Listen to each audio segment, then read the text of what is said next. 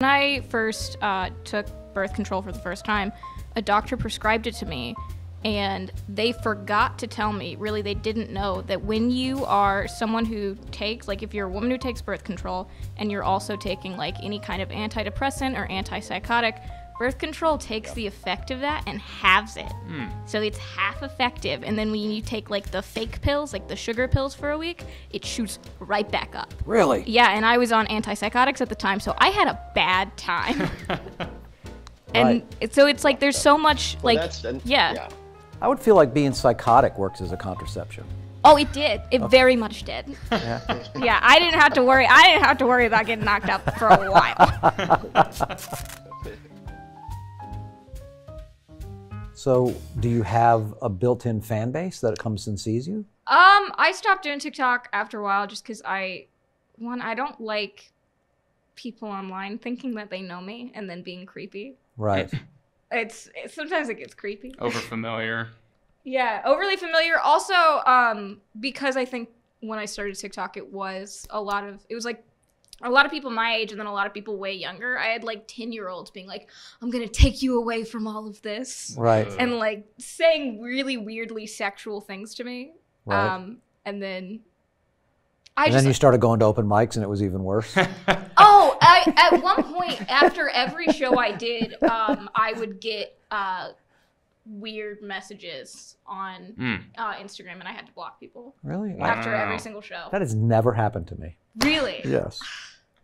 Never. You're Yes. missing out. Yeah. Yeah, Tom's upset about it. And she's I like, really "You're am upset lucky." about it. I'm like, can somebody stalk me, please? Come on. Give me some confidence. It is like you almost want to be flattered. Right.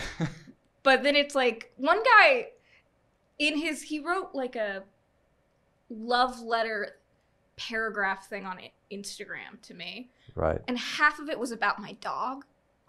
What kind of dog you have? I have a King Charles Cavalier. His name is Gentleman. I do love him. He's all over my Instagram. He's very cute. He's very cute. And I think that's why, because he was trying to get me to like respond to him. Right. But, that was his so end? I was like, it kind of sounds like you want to fuck my dog.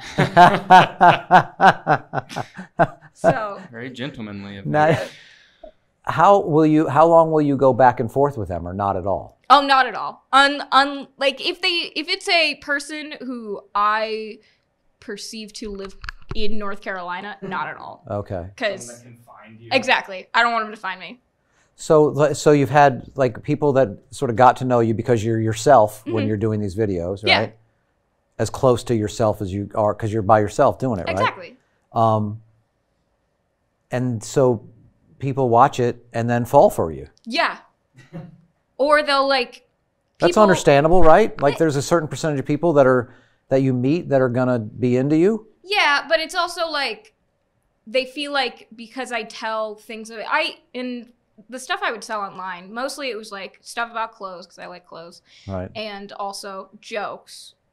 But even when I tell jokes on stage, when I do stand up, it's like I'm lying. Like it's not. It's a punched up version of myself. Right. Right. Of course. And so it's kind of like I get, like the term manic pixie dream girl. What is it? Manic pixie dream girl.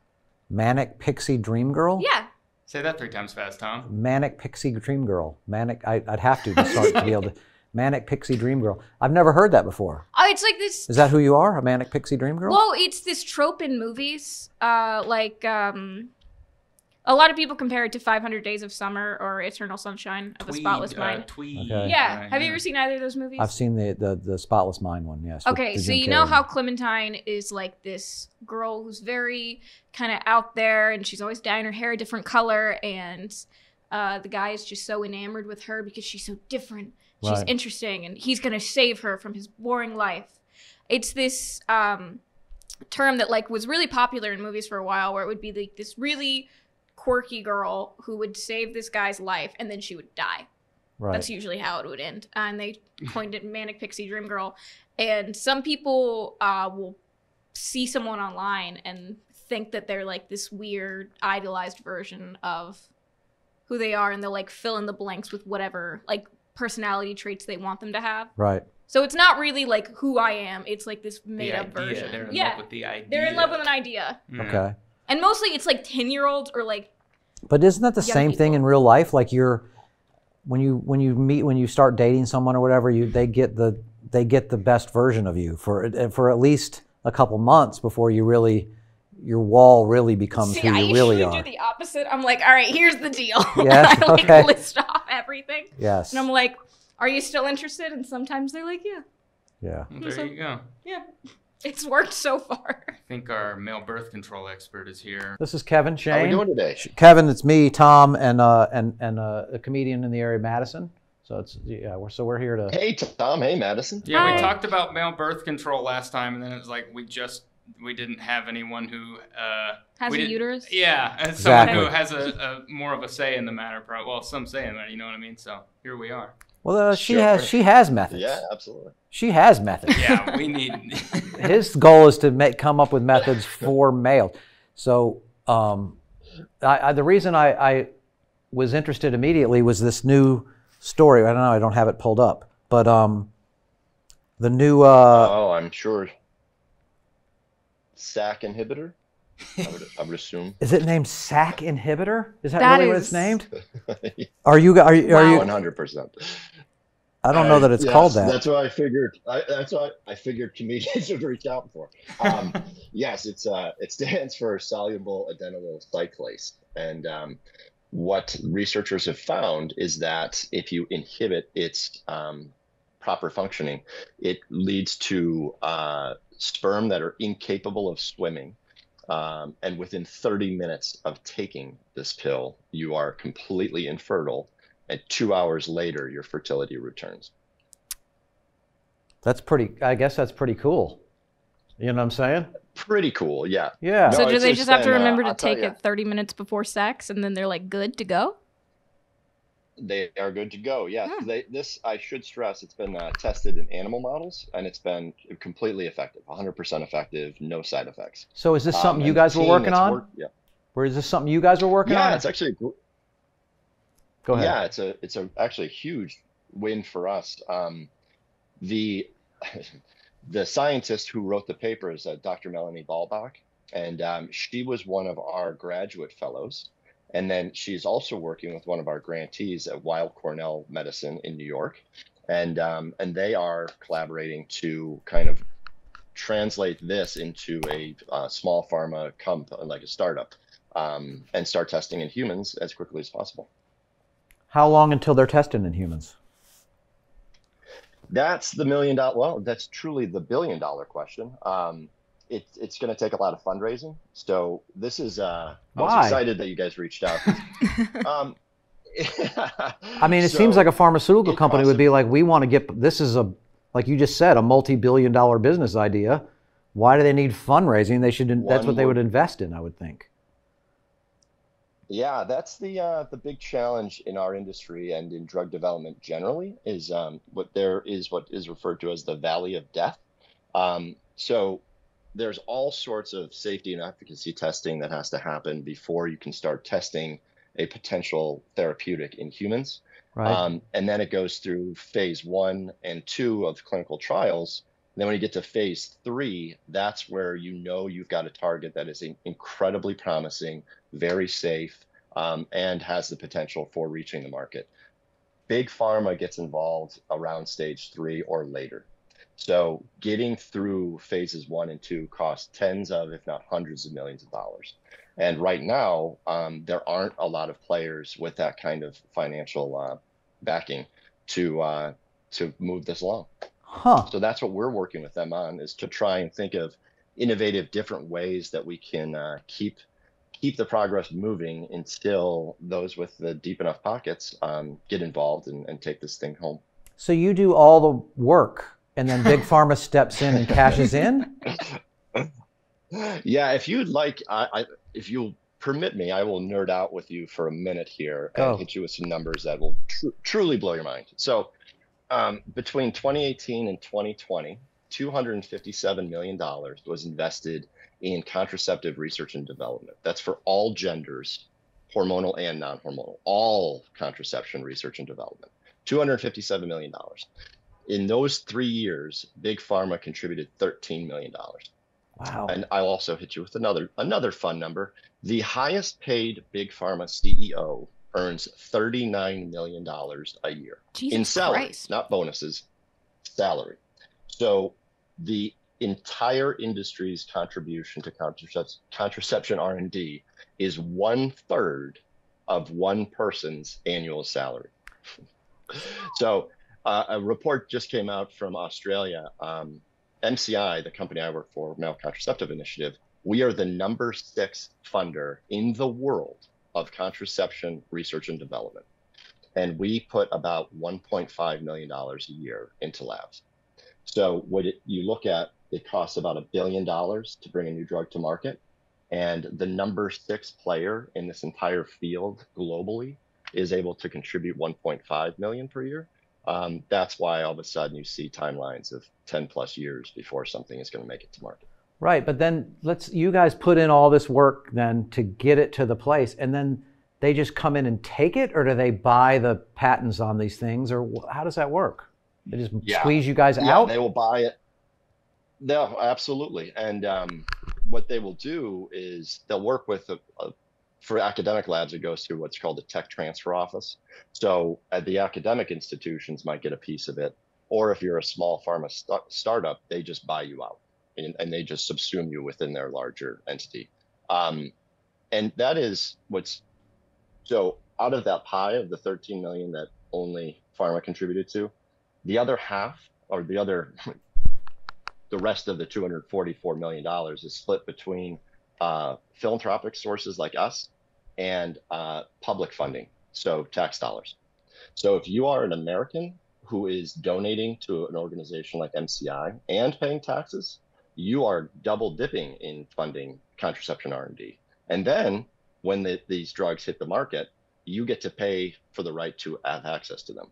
So you pay for their R&D, the development, and then big pharma, because they have so much money and the marketing background to get these to the masses, they just gouge and then lie and say, well, we have to recoup our R&D funds. Which was none. So you guys did all the work. Exactly. So that's why I always try to say to people, like, what can I do? Reach out to your Congress people, any elected official, and say, why the hell are we paying all of this money for R&D in this space, and we don't have the products? And then when the limited products do reach the market, we're paying a fortune for them. Well, here's why. And insurance companies get to choose what they cover. Yeah, here's why. Because you wasted, like if you're the caller to and I'm the congressman, I'm answering you. Well, here's why. Because you wasted all your money on research and development of this product, and they spent their money on funding my campaigns and helping me write the laws. So that's who I'm looking out for. Right. I'm not looking out for you. What's the matter with you? You're going to call my congressman. So if we can overturn, well, that's why we have to overturn Citizens United and get big pharma dollars out of lobbying. So, or they can give us some money. We can lobby against it. Maybe you could work on some version of contraception that starts where it, like a castration method, that works to stop the pharmaceutical industry from fucking us. Sure. Absolutely. I'd throw all the money at that. Yeah, and I think it's a very challenging, obviously, field to work in. But I think what's so critically important as the communications director at MCI is to talk to folks like you and get the message out there to say, like, there's a lot of misinformation about how these drugs make it to market. And I think once people realize the reality behind all of this, then we're hoping they'll get pissed off and do something about it. Like, we want to make a movement around this. This isn't just products. This is truly the missing link for people to achieve reproductive autonomy. So that's critically important for all people. Now, do you fight against the sort of the evangelical or far right community that's like, you can't be developing these. We're not gonna help fund this. We're gonna work against your funding on this because that stops. I'm pro-life, unless you count everybody on the planet. Yeah. Well, it's interesting. One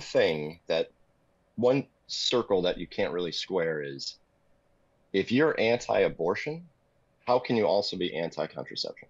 So if you want to prevent an abortion, well, there's a huge lack of products and educational resources that we can avoid unintended pregnancies. We can almost through product development and educational resources, eliminate the need for abortion. It's the number one way to stop yeah. abortion, right? That's it.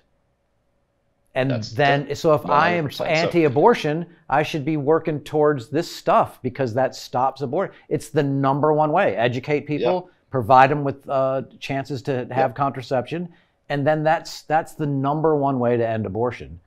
But they're not really 100%. So no, they think the only way is to not have sex. Well, there's a lot of they're like abstinence is the only way. Now, are you when you hear there's a male contraceptive pill? Is that something that you would then trust men to take, or would that be exciting for you? Because there's obviously, if you take the pill or you do, I don't even know all the methods, but they all have side effects that change your everything. Some of them have pretty gnarly side effects. Like, I don't take any pills just because the side effects like messed me up so much. And so many doctors, like when I first took birth control for the first time, a doctor prescribed it to me, and they forgot to tell me, really, they didn't know that when you are someone who takes, like if you're a woman who takes birth control and you're also taking like any kind of antidepressant or antipsychotic, birth control takes the effect of that and halves it. So it's half effective. And then when you take like the fake pills, like the sugar pills for a week, it shoots right back up. Really? Yeah, and I was on antipsychotics at the time, so I had a bad time. And so it's like there's so much I would feel like being psychotic works as a contraception. Oh, it did. It very much did. Yeah, I didn't have to worry. I didn't have to worry about getting knocked up for a while. Now, so you didn't that go. Well, that's go ahead. Yeah. Go ahead. Sorry. No, I was just going to say that's why why our vision statement is reproductive autonomy for all is. Imagine if you could not have, you don't have to take anything and you still benefit from it, right? So that's the beauty of what we're trying to do. Is there are many people just like you, Madison, that we hear from every day, and it's heartbreaking, that say, I can't take this. I can't take what's on the market right now. What the hell am I supposed to do? And so that's really what we try and champion. I mean, we get people reach out and say horrible things to us all the time, like, oh, you're trying to disempower women, or the men's rights people get involved, and that's another crazy conversation. But the cold hard reality is, like, no one has reproductive autonomy right now. Yeah, that's so interesting. The methods. Yeah, I would think men's rights would be like, hell yeah. Like, I would think men's right would think that like it would be great to have birth control or whatever for them. Because they probably are like, we don't get enough recognition. Yeah. Yes. What about the men? What about us? I went on a men's rights podcast not too long ago, and it was quite the very interesting conversation. But the point I kept hammering home is, like, we don't have to agree with the route you take, as long as the finish line, as long as we're going to the same destination. So if you're supporting male birth control, that's fine. Your rationale behind it is your business. And some of the rationale is quite disturbing and crazy, but that's just my opinion. Now, on the trials through this pill, like I saw, because I saw stories on this on BBC, and then it was on the news. It was in the news cycle for about a week or so, where they seemed pretty excited by it. Did it match the science that you guys thought it would, or what are the potential side effects of this? Although right now they're saying there aren't any. I just find that really hard to believe that there's not some, like, we got to look out for this side effect, or if you take it with your Viagra, both of them a half hour beforehand or whatever, then you know what I mean. Then this will happen and this will happen. None of that is. There's no right now side effects. None whatsoever that they've seen. Yeah. And this is another thing that is important to stress about. MCI funds the advocacy, and we provide funding and advocacy support for the development of non-hormonal male contraception. And the reason for that is exactly what Madison was just talking about with a lot of hormonal birth control. That's a systemic intervention, right? That impacts the entire endocrine system. And with that, you have a lot of side effects, right? There's also, obviously, they're very effective. There are many people that enjoy hormonal birth control. But for us, in thinking about, and one of the challenges that we have with male birth control is how the FDA looks at risk.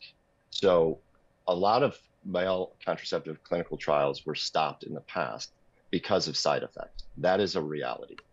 But why they were stopped is misunderstood. So you'll see a lot of articles, oh, men can't handle it, or woe is me, oh, men aren't tough enough for this. The reality is we look at pregnancy prevention through a physical risk. Men cannot get pregnant. We cannot carry a baby to term. Therefore, there is no physical risk. Think about the Hippocratic Oath, first do no harm. Well, Right. if you're impacting an otherwise healthy system, you're doing harm to a healthy system.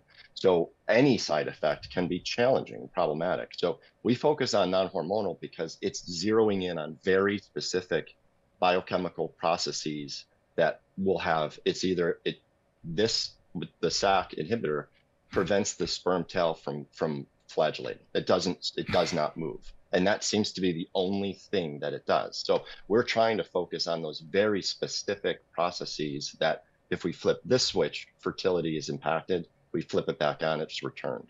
And that's the goal. That's the gold standard. That is a goal. That's amazing. Now, if they, so you Yeah, say it's absolutely. like, it's 30 minutes before, and how long after? Mhm. Because, like, what if they, like, have sex So for, it's like, a 100% really long time? Yeah. Like, what if it's just, like, So- what if they go to an so orgy this and it's, is- like, a 24-hour fuckfest or something? Like, So that's where I think other methods are important too. No, it is. They are looking at extending the duration of efficacy in humans. So they would like it to be obviously more than 2 hours. It was still like 91% effective after 3 hours. So it just the effectiveness starts wearing off, Icarus. and then by the next morning it's kind of returned. Yeah, exactly. Fly too close to the sun. Yeah. But that's what we're doing is. That's our first on-demand method. Like nobody was expecting it to work that quickly. Right. And then we're also funding things that last for years. So that whole gamut, we need a whole kind of variety of options because as we've seen with women, their interests and needs change over the duration of their life. And it's totally what we expect is that men will have a similar experience. So a condom may work at 18. Maybe you take this on-demand pill in your 20s, then in your 30s, you get like the male IUD, something like that. So that's what we're trying to do every step of the way is to ensure that we have a rich and robust pipeline of products that meet the divergent needs of all men and their female partners. The other exciting thing about the SAC inhibitor is it might be able to work with females as well. So it may be that a woman could take that pill too, and say any sperm gets into the reproductive tract, it stops swimming. So it could be a unisex pill as well. Like, that is extremely exciting. That is exciting.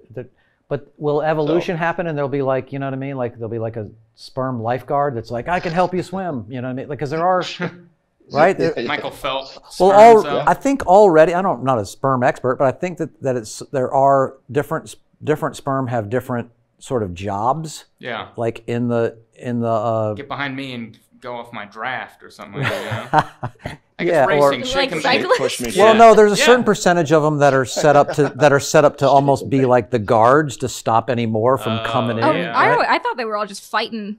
Me too. I didn't know they worked Yeah. together. Well, once a sperm breaks through the egg's zona pellucida, which is the protective shell, no other sperm can enter. Two sperms cannot fertilize the same egg. Hmm. So as soon as one makes it through, no more are coming in. Can you fake that? Ooh.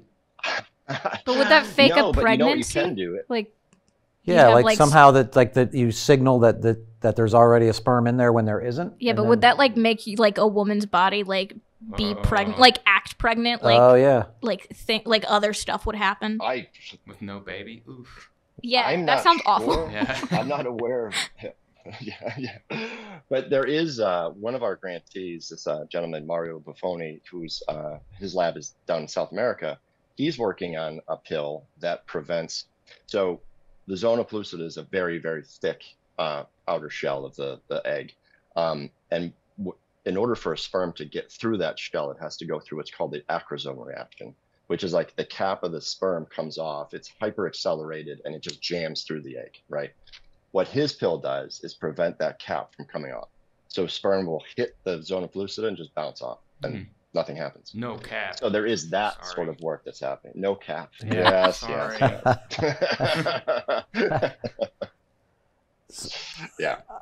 I don't see what the potential side effects could be. Has there been a version of this tried before that ended up not working because, and I think that's what you said before about side effects. Like if they were to try to make a pill or an IUD like now and get them passed by the FDA, they wouldn't be able to get passed because they cause the side effects that they cause. And so they're sort of 100%. grandfathered in. The first female birth control pill, Anovid, was like by a factor of 10 times like more like stronger than what we have today. And talk about side effects, it's super problematic when that first came out. But because it protects women from pregnancy, and if you're pregnant, you could, there's all sorts of physical risk there, up to and including death. People wrote that off and just said, oh, okay, it's fine. They're having a psychotic episode, but they're not dead. So right. We'll keep giving them this pill. That's what happens a lot with therapeutics too, is once a patent, like, so you have a new drug, you have 20 years patent protection. And then once you get beyond that, somebody else can take that formulation and make a different pill. So a lot of what we have is just reformulations of things that were, developed decades ago. Right. So there's a lot of stagnation in terms of innovation in the contraceptive space, especially amongst female contraception. So even though we work on male methods, we're part of the ecosystem. So we need more and better everything contraception related, including access. So that's one thing that we're working on right now. We just had a call this morning looking at global access and simultaneous introduction of these male methods in all countries at once. So what happens now is about 80% of the profit for new therapeutics comes from the United States. So everyone wants to introduce their drugs in this market first.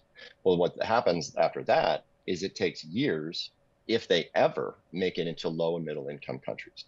So the places that will benefit most from these never get access to them, right, because the profit is not there.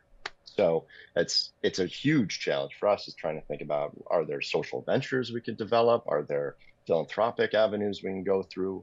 How do we create some consortiums that we can keep pricing down and still get these products out there?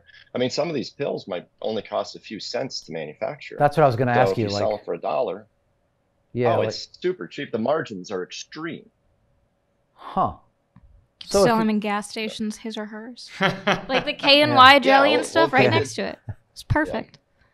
Yeah. Think about the pharma bro, Martin Shkreli, that scumbag. He bought the rights to an AIDS medication and jacked the price up from $70 a unit to $700. And when asked about it, he said, "Oh, it's just the insurance company's paying for it anyways." Right. Like it was devastating for the Can't you just not give up the patent to the pharmaceutical company without them having to commit to how the margins that they would make profits off of? Can't you just, because then they can't make it for 20 years, or does it end up being because you have a real goal to put this in human beings' hands, you have to weigh that against, All we need is someone to give us about $500 million, and we're good. We can bypass pharma right now, So that's what we struggle with on a daily basis, is how do you disrupt this dysfunctional ecosystem that empowers individuals whose, their driving force is profitability, not the accessibility of drugs. So how do you work around that system, knowing that the funding necessary to do so just doesn't exist right now? Okay, I have a question then. Like when this was in the news cycle, and it was on CNN and the CBC and all these things, and the BBC, like I didn't hear this, what you're saying, ever in the 10 times I saw this story. I'm reading this article, rereading this article. It doesn't, what you're saying isn't represented through that. Was that a problem when you're like, our thing is breaking, they should be calling us to talk about this, but they weren't? Yeah. So it's interesting in that I'm allowed to take a very hard stance against big pharma because we do not get any funding from big pharma. So F them. If you are a researcher, a developer working on these therapeutics, you got to play nice. It's their sandbox, right? So until we have another sandbox of an equal size, you got to have to deal with the devil. You're not getting on a single network talking like this. You know what I'm saying? Because our commercials are Pfizer and blah blah blah. You know what I mean? I can't have you talking like that on my network. You can't say F us. Yeah. Yeah, exactly. But it's also, it's interesting because we've talked about, with these developers trying to set up, think about this. These are scientists, right? They're very passionate about understanding how the world works, how our bodies operate, things like that. And suddenly, this is literally being described as the holy grail of male contraception, the SAC inhibitor. And that's such a funny phrase, the SAC inhibitor. Yeah. Right? Yeah. But you go from that to I'm a scientist in a lab at an academic institution. I find this amazing thing. Now I suddenly have to create a pharmaceutical company and raise billions of dollars. Like those are completely different skill sets. So it is something we work with our grantees, is this kind of startup boot camp of, okay, what is a business plan? How do you create a business model? How do you transition from the bench to the boardroom? And how do you do so in a way with the help of individuals like us and organizations like ours that don't have a financial interest vested in this, that we want these things out there? So it's incumbent upon us, like education writ large is very important. How do our bodies work? How do these contraceptives work? How does drug development happen? Who funds it? And how do you create a business that allows you to own your intellectual property and capitalize on it and control its pricing? If you have the answers to any of those, I'd love to hear them. So could you do I want to see you get on Shark Tank and pitch this. Hey, we need to rate. And Mark Cuban's like, all right, I'm in. Yeah. Well, the next Scrub Daddy. Very interesting thing, given what he's doing with disrupting pharma and keeping prices down. Maybe we do have. I forgot that he's doing that. He did really that with insulin, didn't he? Oh yeah, that's capped at $35 now, I think. $35, and that's still, you're making tons of money. So, yeah. Could you do like the Salk thing where he didn't patent it? Like, when he did like Salk, you could do that, right? Totally. But you're also, what Salk didn't have was the scale of the pharmaceutical industry and how much they can. Look at Pfizer. They have a Viagra-sponsored NASCAR vehicle. Right? That's like a $40 million a year sponsor. Really? That's one thing. Yeah, they have a marketing budget in the billions. So just the advertising, they're everywhere. Oh yeah, they got those pens. Yeah. Do they get to start their engines a half an hour earlier than everybody else? Definitely. Yeah, and it stays on half an hour later. Yeah. But yeah, there's all sorts of things about this, but it's really I think it gets down to having conversations like this, or just with your friends and family. Like, the more we talk to each other, the more empathy we can develop in this, and we can get people to start asking questions like, why the hell don't we have these things? This is critically important. There's 120 million unintended pregnancies every single year. Costs the world billions of dollars to deal with that, and that's coming out of your pocket. Right. The taxpayers, it costs American taxpayers $10.5 billion a year in healthcare related costs to address the unintended pregnancies in this country. So what do the politicians say when you talk to them about this? Are they like, it's great, we'll get back to you? Or does anybody dive in like, this, you're right, we need to be working on this? What's your general feel from them? I have to be careful about this. I have to be careful about this because I can't name names, but we have... Look out behind you. A senator who's... Yeah, exactly. So we have a senator that's reached out to us who's kind of influential in the appropriations side of things, that's been asking these questions and asking us for information, and we've been feeding him information like this, like, hey, this is how your government works, and so we are starting to have those conversations, and we have found some advocates within the federal government. That'll be great. One bit of advice we got, which was meant to be a joke, but it was kind of tough to deal with, was someone actually suggested, if you could find a military application for male contraception, defense funding, all the live long day. We'll slip it into the Chinese water system. How about that? Exactly. So, I mean, everything that we have, like we're talking over the internet right now, this was developed by the Navy, for God's sakes, for war purposes. So that's it's an interesting evolution in the federal government. Like DARPA, I don't know if you're familiar with DARPA's it gets billions of dollars every year to develop new weapons and weapon systems and all these things. They have just launched last year, the federal government, an analog called ARPA-H, which is looking at moonshot innovations. And so we've been talking to those folks like, hell yeah, give us a couple $100 million. We'll show you, we'll show you some innovation. But there are starting to be shifts away from just defense focused investments and in more of the this type of stuff like healthcare and other kind of transformative innovations outside of military applications. So it's a game of time and money. And unfortunately, fortunately, I hope we have a lot of time, but we just need a lot of money. I would think that I would think that some politicians, just because of the way I think of politicians and that they're older, they wouldn't be down for it because they probably have some like old archaic idea that like, oh, that'll take away my manlyhood, or like, you know, I feel like you would probably have to deal with a lot of 100%. Stuff like that.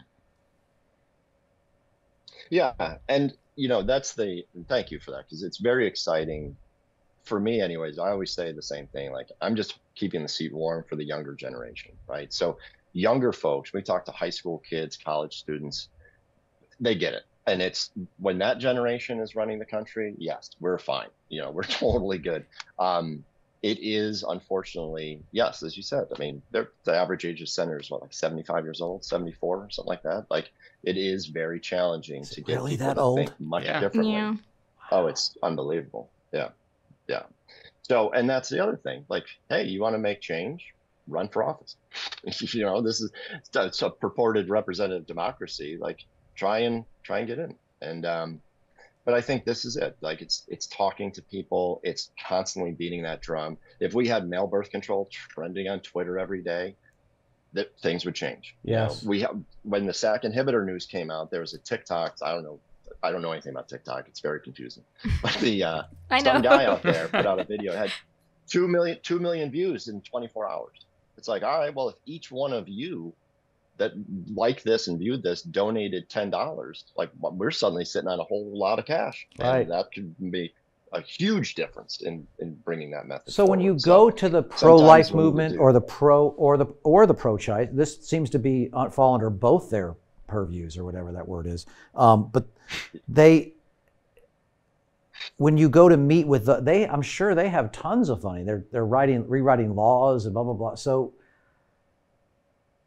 what kind of feedback are you getting from them? Like the pro-life people, are they, oh yes, this would be great. This would, the number one way to stop unwanted pregnancies would be this. We'll invest our political influence in this. And same with the pro-choice people.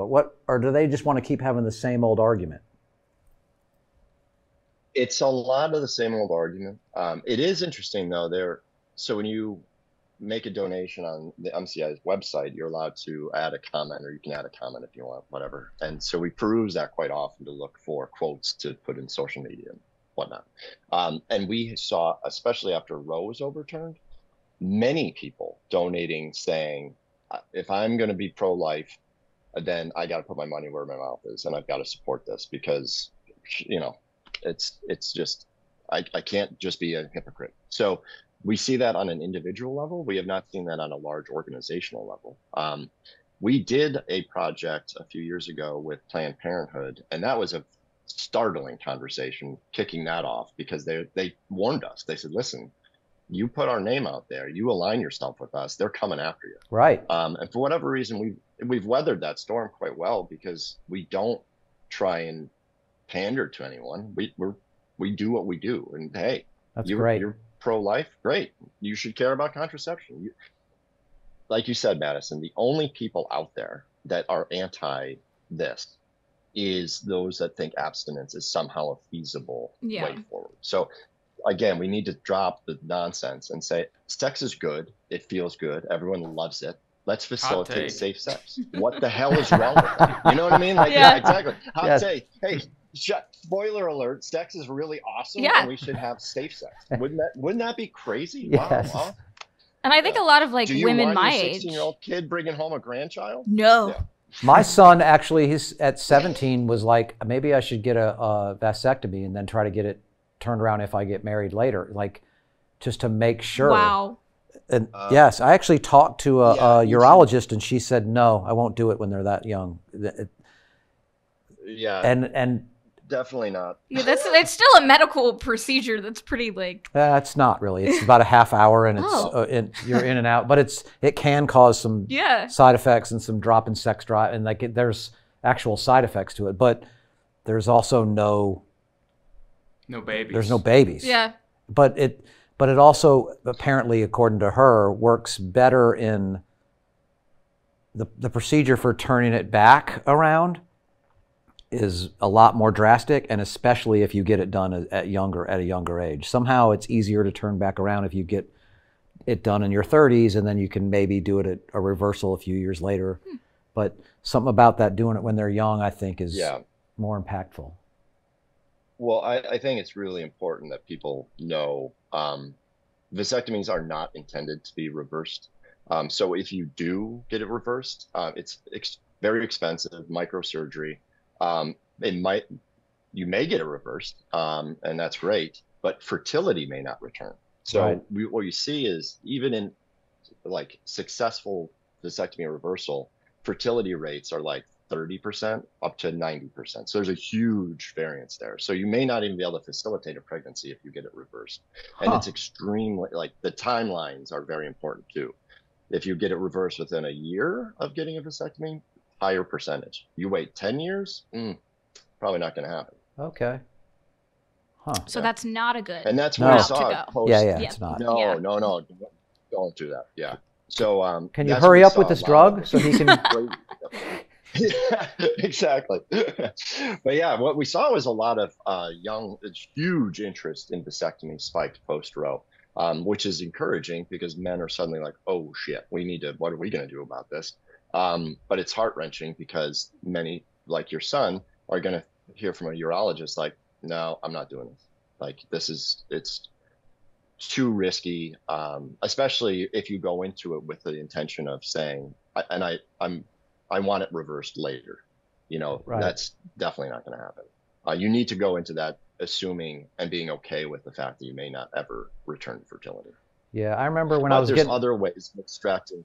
Yeah, when I was going into for my vasectomy or whatever and talking to him about it, I was like, well, what happens if like in 10 years I have a different situation and I want to reverse it? And just me saying those words out loud was like, okay, you're dumb then. Something terrible went wrong with your life. Come back. The only way to fix it is with children. Yeah. Oh God, totally. But it's crazy. I'm calling in today. I'm in Texas. We're in Austin for South by Southwest, and we flew into Houston. We did a road trip up to Austin yesterday, and we stopped at some crazy roadside museum. And it's always amazing because people inevitably will be like, so what do you guys do for a living? And it was a whole MCI team. So we're like, oh, here we go. So rural Texas, like, yeah, male contraception. And the woman literally took a step back. It was like, oh, you people, And she said, well, I'm Catholic, so you know how I feel about that. I said, oh, okay, cool.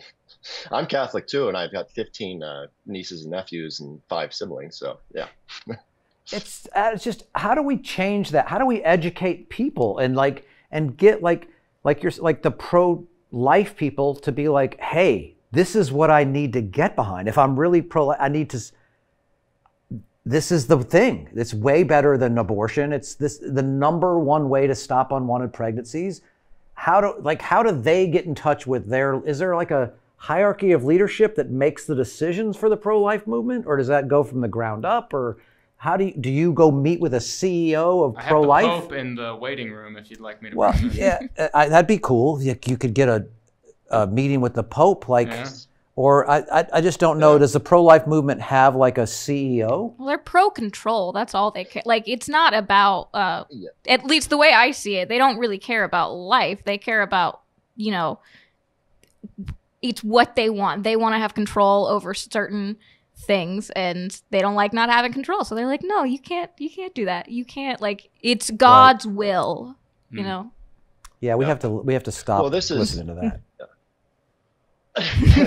Yeah, I mean, it's interesting, and I think social media is a good analog to this, right? Like, you see all the Twitter fights that happen, and people sharing things, the articles they haven't even read, and like, look at this is amazing. It's like, all right, there's an amazing TED Talk, and it's mainly about the development sector. It's called Shut Up and Listen. And that's what we need more of. It's like, stop screaming in my face about I'm a baby killer and talk to me, have a dialogue, like, explain to me why you're anti-contraception if you're pro-life. And I think a lot of people are way too eager to hang on to their perceptions of things and just scream that from the mountain than they are to be able to say, hey, actually, you know what, you're making a lot of sense here, and I'm going to change my opinion. You have to, like, vulnerability and admitting that you're wrong about something. People don't like that. No, they do not like that. Like, that's the thing. None of us really like to say we're wrong, or it's really hard to get people to change their minds. It's hard for me to change my people don't like to question their own beliefs, which is weird to me. Totally. Absolutely. Yeah. Well, also, I mean, think about, Tom, what you were just saying. Like, you just mentioned that you had a vasectomy. Like, how often do you hear people talking about that? Like, men in my life, I have siblings that I found out years later. They're like, oh yeah, I got a vasectomy like 6 years ago. Like, what? Like, why aren't we normalizing conversations around sex and sexuality and contraception, family planning? All of these things it's like the meaning of life. It's like to perpetuate life. So, like, it's such an integral part of the human experience, and we don't talk about it. It's completely anathema to what we should be doing. It's interesting because I, as a stand-up, right? If I bring it up on stage, I can be in a theater full of people, like, and I can feel everybody getting tense about it. And very rarely too will men that have had it be like, yeah, I've had one too. It's like, normally I'll be like, has anybody else had one or whatever? And it's usually the women with the men saying he has. Like, there's sort of a weird embarrassment to it, which is also crazy to me. It literally changed nothing for me. You know, there was, like I said, the doctor was like, you may have like a 30% drop in your sex drive. And I'm like, well, men think about sex every 9 seconds. I think I can make it to 14 seconds and be okay with it. That's so often. I know. Jesus. Isn't that crazy? That's so often. That's like all day, every day. Yes. That's too much. Well, I want that not to be a part of my life. That sounds inconvenient. It is. It's a curse. Demons out. Yeah. And in parallel to that, you are producing 1,500 sperm cells every second. So males, every heartbeat, 1,500 new sperm cells are created. So think about the scale of the challenge. And you don't think that somehow with this drug, like, there'll be an evolutionary thing that happens within us to be like at 1,500 a second? Is that what you said? Like 1,500 a second. So at some point, in that, like, that really ramps up if you think it's per second that this thing is being created, that there would be the evolutionary process would be like, all right, we got to develop some tails that work through this drug, you know what I mean? And then I guess that's where you run into like the more what? 2 tails. 2 tails. Yeah, I got to get another tail. Yeah. This tail gets shut down. Now I got this one.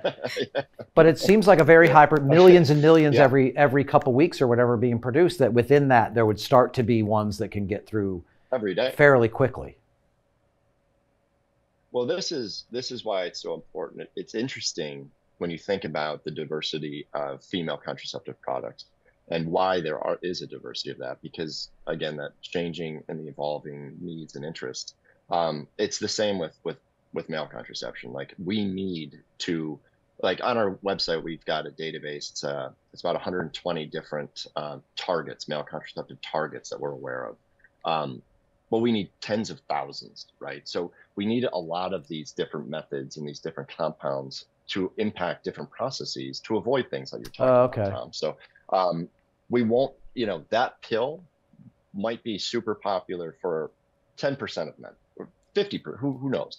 But we need to ensure that even if it's only one person that really wants that, we give it to that person. Right. So we need to have and that's why we're funding many, many targets simultaneously, so that even if one gets through and it makes it to market, if there are underserved populations that don't want to use that or can't for whatever reason, or have some sort of physical reaction that was unanticipated, like you're talking about, then we have an alternative. Oh, not this, you know, or better yet, take that pill, wear a condom. She's using, you know, an IUD or on a daily birth control pill. You have spermicide, like layer up. Nothing is 100% effective outside of permanent sterility. So the men and women, male and female partners, should both be using contraception. Yes. Now, does this change, like, does this, for your small amount of funding that you have, does this development change, like, okay, we're going to start putting our money into this, and now there's a couple now that we're going to it's like put off to the side and get rid of because this is so much more potentially effective? Or do you have to kind of, like you said, keep developing them all? Yeah, so what we do, and this is what's innovative about our model, is that we fund things very early stage basic biology. Does this work? Is it effective? All the way up through the heavier levels of investment, like preclinical trial.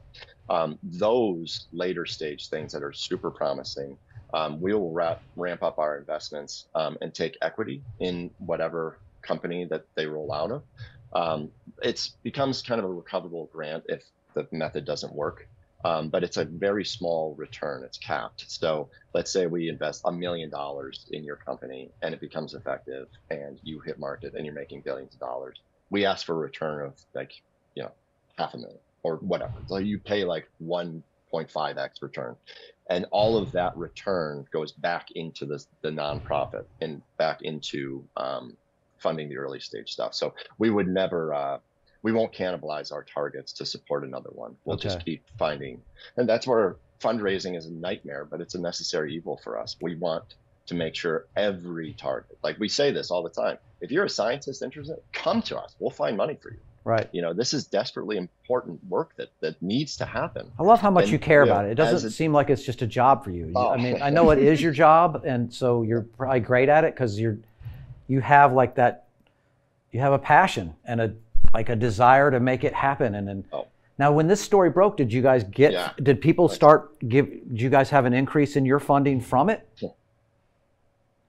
Yes. That is awesome. It was crazy. Well, what's really amazing about this whole story, we'll look back in this in 20 years and be like, that was the confluence of things. I truly believe that. I felt that when I watched the story. I was like, oh, they must be super excited. This is great. Incredible. We were at a conference. It was Valentine's Day that they released the paper, totally intentionally. And the same day, the conference we were at was to release the findings of a 7-country international market research study that we co-funded with the Gates Foundation. It looked at, each country, it was 2,000 to 3,000 men with their female partners wherever possible to investigate interest from men in these new methods, as well as the trust factor from their female partners. It's out of this world. We have not blown out the promotion of it yet, but the United States was the lowest level of interest, and it was still at like 60%. Wow. But you're looking at like, it was Nigeria, Vietnam, the Ivory Coast, India, Bangladesh. I mean, like the world over. And what's amazing, they asked, it was across these different methods. Preference was mainly towards like a daily pill, but it was like, will you ever take a new male contraceptive? In Vietnam and Nigeria, 99% of respondents said, hell yeah, absolutely. And if you look at first year, the first 12 months of a brand new male birth control pill that, who knows, you know, it's brand new. I think the average across the 7 countries is 50% of the men said, yeah, sure, first year, absolutely, no hesitation. And so that the company we worked for, the individual that designed that study, has worked in the pharmaceutical industry for 30 years. And he's like, I've literally never seen such latent demand for therapeutic in my life. They're like, incredible. This is higher than the numbers of people that want a cure for cancer. We got to work on this, right? Yeah. Because not everybody. So that was lots of people have sex. That's true. That's true. Not everybody. There's some incels. Yes.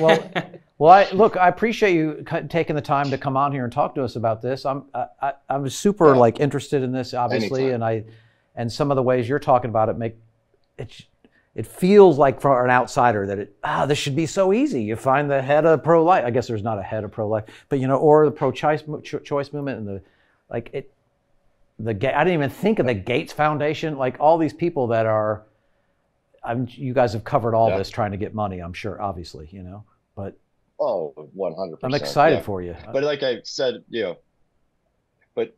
4 years ago when I first started with MCI, I was where you guys were, like male birth control. I'm not, yeah, sure, that sounds cool. And when you start digging into it, you start reading about all this, you start understanding just how unfair this is and how many people would benefit from this. It is like I'm truly shocked that reproductive autonomy has not become a huge social movement. Like we joke and say like, where's our Greta Thunberg? But seriously, like people should be marching on the streets going, what in the hell is going on? I shouldn't have to ask permission to do what I want with my body. You should just give me what I want because I'm paying for it anyways. Right. Mm-hmm. I think it's great, man. Yeah. Like you really are, like a lot of people say, I want to change the world. You're literally working at a thing that can change the world. That's just, it's got to be something that's very cool for you as a person, But I appreciate your time. We got to. And I will say, no, absolutely. Absolutely. And anytime you want to chat, you just let me know. Oh, man, I appreciate you making the time for my small little podcast, to be honest, Yeah. Well, you're looking at 20% of the MCI company. There's 5 of us that are doing this. Right. So if you want to get involved, just drop me an email. We'll find room for you. Okay. MCI used to be a phone company, right? I do, yes. And it's now a trucking company here in Texas. MCI Express. We drove by. I was like, Jesus, what is going on here? Yes. Yeah. Well, yes. If you're very, thank you guys very much. It's really what you're doing is important. Thank you. This was great meeting you. Like talking about this, where we're going to get. Yeah, absolutely. Great meeting you as well. Yeah. Thanks, man. I'll see you again soon, I hope. All right. All right. Cheers. Thanks, Bye man. Bye. See ya. Would you trust a guy that you're with to take the pill? Okay, I would trust my boyfriend because he's very, he takes vitamins and stuff every day, and I'm dating him. I know his personality. I trust that he would take something every day. If it was just like a one-night stand or something, and he was like, oh, don't worry, I'm on the pill. I don't know, because... Well, honestly, I think not most women, but a lot of women even have trouble taking it every day because you have to take it at the same time. And this doesn't sound like it's a thing you have to take every day. Yeah, if the 2 or 30 minutes before. Yeah. But also that's kind of like if he was like, oh, it's fine, I took it 30 minutes before, I'd be like, oh, so you thought you were going to get some. Yeah. Part of me would kind of be like, all right, well, I guess I was being a little too fast and loose Why do you think we're here? You know what I'm saying? Right? Because you knew 30 minutes before too, right? You don't even have Netflix. Yeah. Right. Yeah. Yeah, I think I would take it. I would personally take it, and even if it was something that you could just buy and take and then hang out for 30 minutes or wait 30 minutes for an Uber or whatever. Right. It sounds like it works, and if there's no side effects, that's absolutely amazing, because there are way too many side effects for hormonal birth control, and even they're all over the place. They're all over the place. The last time I took some that was the special kind that didn't really have any placebo pills, but so it was every single one had drugs in it. But it got to the point where I think it messed up my heart, or was messing with it, and my left, or I think it was my left, one of my arms hurt all the time. Huh. Yeah, it was weird. The heck? This wasn't. That sounds like something an IUD would do, or whatever. Oh, IUDs! I'm too scared to get an IUD. Terrifying. I've never heard anyone say, "Oh, it's great." It's and so many doctors are like, "Oh, you'll just feel a slight pinch, or there's no nerves, where we're shoving it," and it's there obviously is. I hope they didn't use the term shoving. Yes. Yes. Whatever the doctor term for shoving is. Because it's they make you go into contractions to insert it. Okay. I don't know any of this about Yeah, they give you, from what I understand, because my sister has one and I have lots of friends who have them. I think I could be wrong about this, but it's they give you fake contractions so they have access to where they need to put it. And also, I think it's like... Feels very invasive. Yeah, it feels very invasive. And some people like pass out. And they're like, oh, you're just being a baby about it. Yeah. And some are just like... I'm being not a baby. Yeah. Be the opposite. Right. I'm being I'm not going to have a baby. Yeah. And then there's the one that's like a matchstick you can put in your arm. But one of my friends in college got that. And she, like, it was in her arm. And she had this, like, a week later, this terrible full body, like, rash. And a terrible reaction, and she had to wait a while for them to even be able to like take it out. So she was just in constant pain.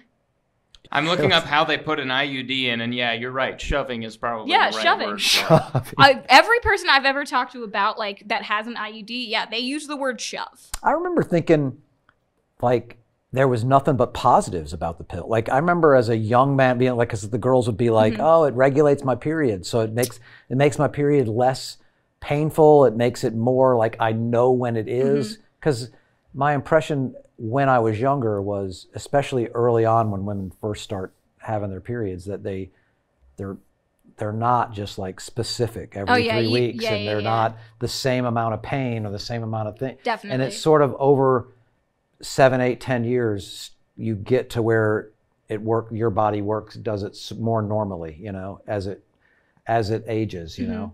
But the pill, like, it was like, oh, it regulates your period and prevents pregnancy. I remember when Serena first got on, she went on the pill when we were dating, and I remember her being on the phone. We were on the phone, and she was like, well, I get a bunch of different side effects. Yeah. Like, it regulates. She was like, some of the good stuff is it makes my period less painful and blah, blah, blah. My boobs get bigger and I have an increased sex drive. And I remember being on the phone with her like, that sounds like something I'd be trying to slip into your drink. What do you mean? Those don't sound like side effects at all. Those sound like, those sound like good things. Yeah. There are definitely people who have like benefited from it. Like even like some people, one of the reasons I wanted to first start taking it is because it was supposed to like make your skin nice. Yeah, I was gets rid of acne. Yeah, and I had acne. And was this just bullshit they would say to women to try to get them on the pill? I still every time I go to a doctor now, they get so pissed that I refuse to take birth control. Like they get really mad at me. And there's some people who do really benefit from it. A lot of like some women say like, oh, it helps my mood. And then there is like a whole nother camp of women. And I think it honestly is kind of changing with like my generation and people younger than me, is that they see all of the side effects and they're like, yeah, that's not worth it. Cause there are like, it can mess with your mental health really badly. Like the women, there's 2 different kinds of hormonal birth control. There's like estrogen and progesterone. I don't know if I'm saying that right. But there's one that like all of the women in my family can't take because it makes them monsters. And that is the term that their husbands use.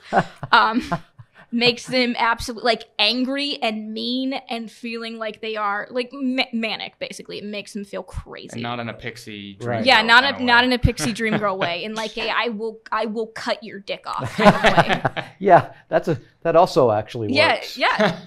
There's another birth control. It's a birth control option. So there's like, and then there's just so many weird side effects that you don't even think about. Like when I first got like my birth control, it comes in a box and there's like the little like paper that comes with drugs. And it's like a piece of paper as big as me and one side was just the side effects. In the side effects defense, you're not very big. Yeah, that's very true. Right. Still, it was a lot. It was a long, long list. And I was like, oh, cool. Yes. This will be fun. That's like in the commercials, like when they're saying the side effects and they make it sped up, like side effects. Yeah, I remember reading Serena's papers one day, and I just feeling that sort of like, you need to not be on this. Yeah, I think I said that to Maisie before too.